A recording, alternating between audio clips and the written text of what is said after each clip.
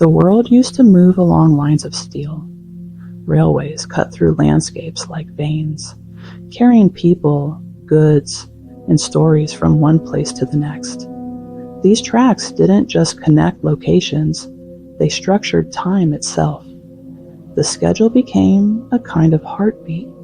Trains arrived, trains departed, the world kept turning. But sometimes motion stops. And when it does, all that's left is the echo of movement. This is a story about two places where the tracks went quiet. Each still bears the marks of the railways that once passed through, but only in traces. A rusted bolt, a warped rail, a line drawn into the earth and then forgotten. In each, silence took hold, but the story didn't end. It just changed speed.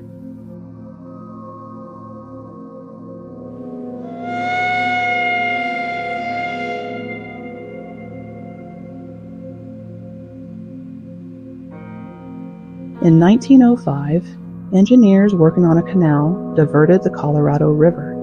They misjudged the flow, and the river escaped its banks. Over the next 2 years, it filled a dry desert basin known as the Salton Sea, creating an enormous inland sea, where there had once been nothing but dust and cracked earth. The Southern Pacific Railroad had a major line running straight through the area. Suddenly, it was under threat. To protect the track, crews built emergency levees and temporary bypasses, known as shoe flies. They were hastily constructed and largely ineffective. 11 of them were wiped out one after another as the water continued to rise. Trains derailed. Locomotives sank into the soft silt. Eventually, the original line was abandoned, and a new track was laid more than 30 miles away, higher and safer. Ironically, the disaster led to a strange period of prosperity. The new sea was still, bright, and reflective, unnaturally beautiful. Developers seized the opportunity. In the 1950s and 60s, the Salton Sea became a booming resort destination. Trains returned, now carrying vacationers instead of workers. Stations were built along the shoreline. People arrived in droves to swim, fish, and watch the sunset. The area was marketed as the next big getaway, but there was a problem. The Salton Sea had no natural drainage, and the only water feeding it came from nearby farms, specifically from irrigation runoff loaded with salt, fertilizer, and pesticides. Over time, these pollutants accumulated. The salinity rose. The ecosystem collapsed. Fish began dying in massive numbers, washing up along the shore in thick silver blankets. The air filled with the smell of decay. By the 1980s, tourism had vanished. Train service ceased. Stations were left to rot in the sun. The water line receded, revealing cracked salt flats and rusted rails. Some of the old tracks are still visible, bleached white from salt exposure. A few rail ties remain, partially buried, splintered and dry. And if you stand still in the right spot, you might feel it, a faint vibration in the metal, like the memory of movement.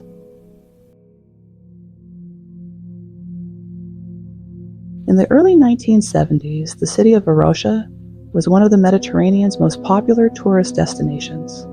Located in Famagusta, Cyprus, it was known for its luxury hotels, pristine beaches, and wide streets lined with shops and cafes. At its peak, the city drew visitors from across Europe and beyond. Elizabeth Taylor vacationed here. Investment was booming, and the future looked bright. Then, in 1974, political tensions between Greek and Turkish Cypriots erupted into war. Within 48 hours, Varosha was evacuated. Residents fled their homes, expecting to return within days. They left behind furniture, clothing, family photos, but they never came back. The Turkish military fenced off the city and prohibited entry. Over time, nature began to take over. Buildings crumbled from the heat and salt air. Vegetation pushed up through cracks in the pavement. In some places, you can still see laundry hanging from balconies. Storefronts still display mannequins in 1970s clothing. The city is frozen, not just in time, but in purpose. There was once a tram that ran through Varosha, linking the beachside hotels to the city center. Its tracks are still there, buried under layers of sand and weeds. It hasn't run in decades. There is no plan to bring it back.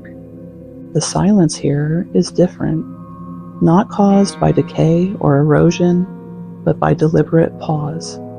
An entire city preserved in the exact moment it stopped. Time didn't erase Varosha, it just left it on hold.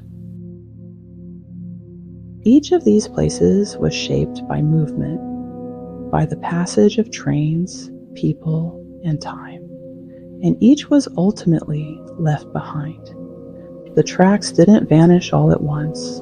Some were buried, some were rerouted, some were simply forgotten, but in each case, the silence that followed tells its own kind of story. We often think of railroads as symbols of progress, of where we're going, but sometimes they reveal just as much about what we've left behind. Maps fade, steel turns to rust, but if you look closely, the geometry remains.